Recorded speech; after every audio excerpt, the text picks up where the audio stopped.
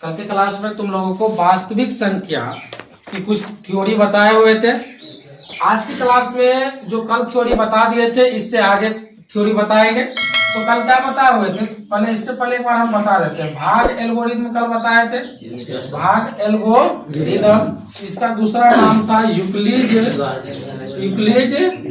विभाजन एल्गोरिथम और या लेमा।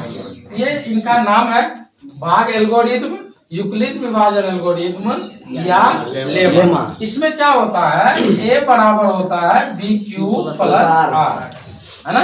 ए बराबर क्या होता है, बी क्यू प्लस आर, कल बताए होंगे। ठीक है, इसमें क्या है, 0 less than equal to are और are less than b. 0 less than equal to are और आर लेस देन बी। समझ रहा है ना। इससे हम क्या करते हैं, मौसा निकालते हैं। समझ रहा है, यूक्लिड विभाजन एल्गोरिथम से मौसा, है ना। इससे हम क्या करते हैं, मौसा निकालते हैं, यानी कि महत्तम समापवर्तक। ठीक है, मान लो कि ये 125 है और ये 200 है, इसका हमको मौसा निकालना है। समझ रहा है ना, इसका मौसा निकालना है तो लिखेंगे विभाजन एल्गोरिथम से या यूक्लिड विभाजन एल्गोरिथम से क्या होता है, ए बराबर बी क्यू प्लस आर, ये लिखना है। समझ गया ना, जहां 0 less than equal to are और आर लेस देन बी, इतना लिख देना है। ठीक है, अगर मौसा निकालना है कोई भी संख्या का तो वहां नीचे में लिख देना है विभाजन एल्गोरिथम से ए बराबर बी क्यू प्लस आर, जहां 0 less than equal to are और आर लेस देन बी। ठीक है बाबू, अब जो है यहाँ पे ए जो होगा वो दोनों में जो बड़ा संख्या होगा वह ए होगा, तो ए के जगह पे क्या लिखेंगे, 200। ए के जगह पे क्या देंगे, 200, और बी के जगह पर 125 हो जाएगा। ठीक है, और क्यू का वैल्यू क्या देंगे कि 200 से कम हो, 200 से ज्यादा नहीं होनी चाहिए, तो हम 1 से यहाँ लगाएंगे। ठीक है, 125 को 1 से मल्टीप्लाई करेंगे तो 125 ही होगा। अब शेषफल कितना बचेगा, 75 बच जाएगा, तो 75 हम यहाँ लिख देंगे। ठीक है, अब ये क्या है, 125 हो जाएगा ए, और बी के जगह पे 75 इंटू 1 और जोड़ेंगे कितना, 50। शेषफल कितना बचेगा, 50। फिर ये 75 हो जाएगा यहाँ, 50 इंटू 1 और प्लस में क्या देंगे, 25 देंगे। ठीक है, अब ये 50 हो जाएगा यहाँ, 25 इंटू 2, 25 दूना 50, और शेषफल अब की बार कितना बच जाएगा, 0। और जब शेषफल बच जाएगा 0 तो एचसीएफ निकल के आ जाएगा। यहाँ जो रहेगा वह एचसीएफ होगा। एचसीएफ कितना आएगा, 25 आएगा। समझ रहा है, एचसीएफ कितना आएगा, 25 आएगा। तो इस विधि का प्रयोग करके हम मौसा ज्ञात कर सकते हैं। और एक बात हमेशा याद रखना कि दो संख्या का मौसा ओनली जब 2 संख्या रहे, इसका मौसा हमको इस विधि से क्या करना है, निकालना है। ठीक है, सिर्फ 2 संख्या के लिए हम क्या करते हैं, मौसा निकालना है। ठीक है, अभाज्य गुणनखंड विधि से देखो, ये बचपन में हम सिखाए थे। जो भी बच्चे मेरे पास आता है उसको हम बेसिक जब सिखाते हैं, उसको सिखाते ही है कि मौसा बनाने की विधि, लौसा बनाने की विधि। इसमें मौसा बनाने की विधि 2 विधि से बताए थे, भाग विधि और दूसरा अभाज्य गुणनखंड विधि। समझ रहा ना, और लौसा बनाने की भी विधि है, भाग विधि और दूसरा अभाज्य गुणनखंड विधि। यहाँ बता रहे हैं कि अभाज्य गुणनखंड विधि से लौसा और मौसा कैसे ज्ञात करेंगे। अभाज्य गुणनखंड विधि से लौसा और मौसा। ठीक है, अभाज्य गुणनखंड विधि से लघुत्तम समापवर्तक और महत्तम समापवर्तक कैसे ज्ञात करेंगे। तो देख लो, जैसे मान लो कि ये कोई संख्या है 125 या मान लो 120 है। ठीक है, और ये कितना है, 50 है। समझ रहा है ना, और ये कितना है, 60 है। कम से कम 2 संख्या तो चाहिए ही, हम 3 पे ले रहे हैं। तुम लोगों को समझ रहा है ना। अब देखो 120 है तो सबसे पहले 120 का अभाज्य गुणनखंड कर लेंगे, यानी कि प्राइम फैक्टर कर लेंगे। तो 120 का प्राइम फैक्टर क्या होगा, 2 से डिवाइड करेगा कितना होगा, 60। 2 से डिवाइड करेगा कितना होगा, फिर 2 से भाग लगाएगा फिर 3 से भाग लगाएगा, फिर 5 से लगाएगा 1 आ गया। फिर 50 का आवाज गुणनखंड करेंगे 2 से 25, 5 से लगाएंगे 5 से 25, फिर 5 एकड़ 5। फिर 60 का आवाज गुणनखंड करेंगे 2 से भाग लगाएंगे 30, 2 से भाग लगाएंगे 15, 3 से भाग लगाएंगे 5 और 5 एकड़ कितना हो गया 5 हो गया। ठीक है, अब यहाँ देखो 120 बराबर कितना हो जाएगा 2 गुने 2 गुने 2 गुने 3 गुने 5 और गुने 1। ठीक है, अब 50 बराबर कितना हो जाएगा 2 गुने 5 गुने 5 गुने 1 और ये 60 बराबर कितना हो जाएगा 2 गुने 2 गुने 3 गुने 5 गुने 1। ठीक है, अब सबसे पहले हम लौसा ज्ञात करते हैं।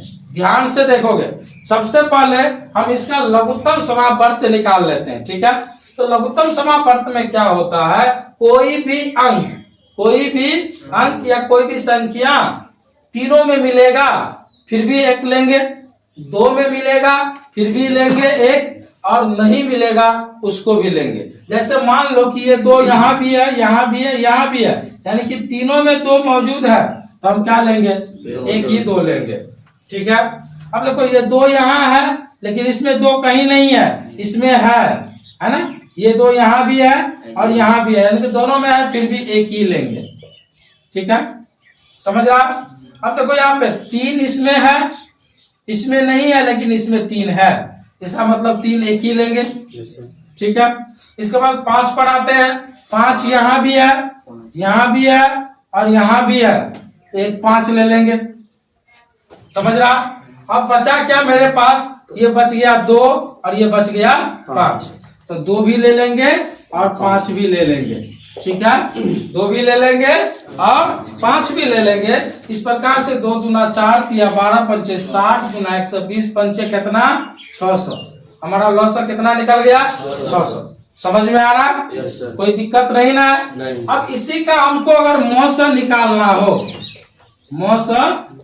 हो तो मौसम में क्या है, जो मिलेगा उसको ही लेंगे, जो नहीं मिलेगा उसको नहीं लेंगे। और 3 को है तो तीनों में मिलना चाहिए, 2 संख्या है तो दोनों में मिलना चाहिए, 4 संख्या है तो चारों में मिलना चाहिए। लौसों में ये नहीं होता था, लौसों में कम से कम 2 संख्या में अगर मिल रहा है कोई अंक तो उसको ले रहे हैं, है ना। 3 गो में मिल रहा है फिर भी 1 ले रहे हैं, 4 गो संख्या में मिल रहा है अंक फिर भी ले रहे हैं, नहीं मिल रहा उसको भी ले रहे हैं। लेकिन मौसम में क्या है, 3 संख्या है तो तीनों में जो अंक मिलेगा उसमें से 1 ही लेना है। ठीक है, जो नहीं मिलेगा उसको छोड़ देना है। अब देखो 2 यहाँ भी है, यहाँ भी है, यहाँ भी है, यानी कि 2 है मिल रहा है तो 1 2 ले लिए। ठीक है, 5 यहाँ भी है, 5 यहाँ भी है, 5 यहाँ भी है, 1 5 मिल रहा है, 1 5 मिल रहा है, ले लिए 1 तो चलो आई। ठीक है, और कोई भी संख्या नहीं मिल रहा है, नहीं मिल रहा है, इसलिए हमारा मौसम जो निकल के आएगा वो 5 दूनी कितना आएगा 10, 5 दूनी 10 हमारा मौसम निकल के आएगा। समझ में आ रहा, बहुत ही आसान है और ये 5वीं 6वीं में अक्सर सिखा दिया जाता है। ठीक है, तो ये आवाज गुणनखंड विधि से मौसम और लौसम निकाल सकते हैं। अब जो है 2 संख्याओं में पहली संख्या यदि A हो और दूसरी संख्या यदि B हो, 2 संख्या में यदि पहली संख्या बराबर A हो और दूसरी संख्या बराबर B हो तो 2 संख्याओं का गुणनफल यानी कि दोनों संख्याओं का गुणनफल A गुने B बराबर क्या होता है, लौसा गुने मौसम। दोनों संख्याओं का गुणनफल क्या होता है, फॉर्मूला लौसा गुने मौसम। क्या बात है, बहुत हंस रहा है जी। 2 संख्याओं का गुणनफल क्या होता है, लौसा गुने मौसम। अब यहाँ से देखो A बराबर क्या हो जाएगा, लौसा गुने मौसम बराबर A है ना, बटा B। ये तो यहाँ है बटा B, यानी कि A बराबर लौसा गुने मौसम बटा B, यानी कि पहली संख्या बराबर लौसा गुने मौसम बटा दूसरी संख्या, क्योंकि दूसरी संख्या को हम B मान लिए है ना, दूसरी संख्या को क्या मान लिया? बी मान लिया। इसलिए पहली संख्या ए है, तो पहली संख्या बराबर लॉसअ गुने मॉसअ बटा दूसरी संख्या, ठीक है। और दूसरी संख्या बराबर क्या होगा? लॉसअ गुने मॉसअ बटा पहली संख्या, बटा क्या हो जाएगा? पहली संख्या हो जाएगा। और यहां से देख लो लॉसअ बराबर क्या होगा? लॉसअ बराबर होगा पहली संख्या गुने दूसरी संख्या बटा मॉसअ। समझ रहा ना? लॉसअ बराबर क्या होगा? पहली संख्या गुने दूसरी संख्या बटा मॉसअ। और मॉसअ बराबर क्या होगा? पहली संख्या गुने दूसरी संख्या बटा लॉसअ। ये 5 फॉर्मूला है, इसको याद रखना है। ये ऐसे भी चौथी पांचवी का चीज है, समझ रहा ना? अब देखो सबसे बड़ी बात क्या है, बेसिक कितना इम्पोर्टेंट है ये ध्यान रखो। देखो 10वीं क्लास में तुम लोग हो, 10th क्लास में पढ़ाई करते हो और यहाँ बेसिक नॉलेज पढ़ाया जा रहा है, बेसिक जानकारियां दी जा रही है। अगर बेसिक स्ट्रांग रहता है, अगर बेसिक स्ट्रांग रहेगा तो बच्चे को ये सब समझने में दिक्कत होगा ही नहीं। और 10th क्लास की पहला चैप्टर जो है वास्तविक संख्या, वो आसानी से बन जाएगा, क्योंकि इसमें बेसिक जानकारी की ही जरूरत है। समझ रहा ना? तो हमारे पास क्या होनी चाहिए? बेसिक जानकारी जितनी ज्यादा स्ट्रांग है उतना ही ज्यादा पकड़ हमारे चैप्टर पर होगा। समझ रहा ना? तो आशा करते कि ये समझ में आ रहा कि अगर दो संख्याओं में पहली संख्या को मान लेते हैं ए और दूसरी संख्या को मान लेते हैं बी, मानो या चाहे ना मानो, अगर यहाँ पर देख देते हैं पहली संख्या गुने दूसरी संख्या बराबर लॉसअ गुने मॉसअ, हम छोटा करने के इसको छोटा करने के लिए लिख दिया है ए गुने बी। ए पहली संख्या और बी क्या? दूसरी संख्या। यानी कि पहली संख्या गुने दूसरी संख्या बराबर लॉसअ गुने मॉसअ। तो यहाँ से पहली संख्या बराबर क्या हो जाएगा? लॉसअ गुने मॉसअ बटा दूसरी संख्या। दूसरी संख्या बराबर क्या होगा? लॉसअ गुने मॉसअ बटा पहली संख्या। लॉसअ बराबर क्या होगा? पहली संख्या गुने दूसरी संख्या बटा मॉसअ। मॉसअ बराबर क्या होगा? पहली संख्या गुने दूसरी संख्या बटा लॉसअ। अब इसमें देख लो, हमको मान लो कि दो संख्या का लॉसअ, समझ रहा ना? दो संख्याओं 8 और 6 का लॉसअ दिया है 24। लॉसअ क्या दिया है? 24। तो इसी का हमको अगर कह देगा मॉसअ निकालने के लिए, तो हम तो जानते ही हैं मॉसअ बराबर फॉर्मूला क्या होता है? पहली संख्या की दूसरी संख्या बटा लॉसअ। तो पहली संख्या क्या है? 8 और दूसरी संख्या क्या है? 6 और लॉसअ क्या है? 24। तो 8 छक्के कितना? 48 और बट्टा में कितना? 24। 24 गुना 48, यानी कि मॉसअ कितना निकल के आएगा? 2 निकल के आएगा। मॉसअ कितना निकलेगा? 2। और ऐसे भी तुम 8 और 6 का मॉसअ निकालो, देखो 2 ही आएगा। 6 एकन 6, 2 बचा, 2 से फिर 6 में लगाया, 2 तिया 6, यानी कि मॉसअ कितना आ गया? 2। तो इस फार्मूला का यूज करके हम क्या कर सकते हैं? मॉसअ निकाल सकते हैं, लॉसअ निकाल सकते हैं, या लॉसअ मॉसअ दिया हो, पहली संख्या दिया हो तो दूसरी संख्या निकाल सकते हैं। समझ रहा है ना? ये जो फॉर्मूला है सिर्फ दो संख्याओं का अगर लॉसअ मॉसअ रहे या दो संख्या रहे तो उसी पर ये फॉर्मूला सेट होगा। फिर तीसरी संख्या दिया रहे तो इस पे ये फॉर्मूला का यूज नहीं होगा। मान लो कि 8, 9, 10 ये 3 संख्या है ना, अब इसका लॉसअ मॉसअ का देगा ये फॉर्मूला का यूज करके निकालने के लिए, तो इससे नहीं हो पाएगा। ये सिर्फ दो संख्याओं के लिए है। Is that clear? समझ में आ गया? आप जानोगे छोटी सी बात है, वृक्ष गुणनखंड। क्या? वृक्ष गुणनखंड। जैसे मान लो ये 80 है और 80 का वृक्ष गुणनखंड करना है। क्या करना है? तो 2 से डिवाइड करेगा, कितना होगा जी? फिर 2 से डिवाइड करेगा, कितना होगा जी? फिर 2 से डिवाइड करेगा, कितना होगा? 10। अच्छा 10 होगा। फिर 2 से डिवाइड करेगा, कितना होगा? 5 होगा। इसे कहते हैं वृक्ष गुणनखंड। इसे क्या कहते हैं? वृक्ष गुणनखंड। जैसे 30 है और 30 का वृक्ष गुणनखंड करना है तो 2 से डिवाइड करेगा, कितना होगा? 15। 15 में 3 से लगेगा, 3 से डिवाइड करेगा, कितना होगा? ये हुआ वृक्ष गुणनखंड। अंतिम 5 यानी कि 5 है तो 1। और एक से नहीं लगा सकते, लगाने का भी अगर इच्छा हो तो लगा सकते हो, 5 से लगाएगा तो 1 होगा, ठीक है ना, लेकिन जरूरी नहीं है, यहीं तक छोड़ देना है, ठीक है ना।